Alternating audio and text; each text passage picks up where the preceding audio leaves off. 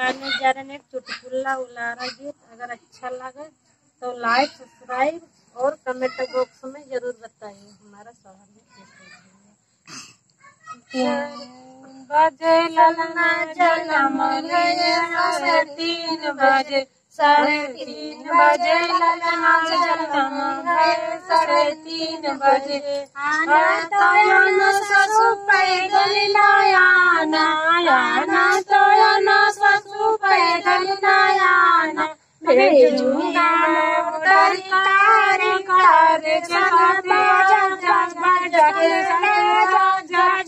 संग चली आना भेजूंगा मोटर कार कार के संग बाजा बाजा के संग राजा राजा के संग चली आना 3:30 बजे ललना जन्म 3:30 बजे 3:30 बजे ललना जन्म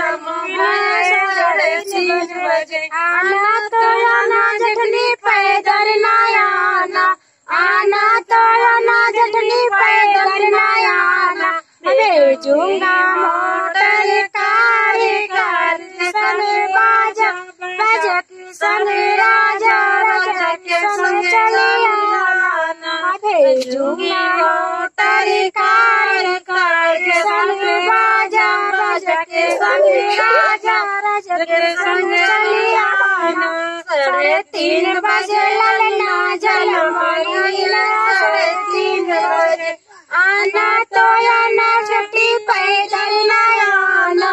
आना तो आना छोटी पैदल ना आना भेजूंगा मोटर कार कार के संग बाजा बाजा के संग राजा राजा के संग चली आना भेजूंगा मोटर कार कार के संग बाजा बाजा के संग राजा राजा के संग चली आना 3:30 बजे ललना जन्म 3:30 बजे आना तो आना नदी पैदल आना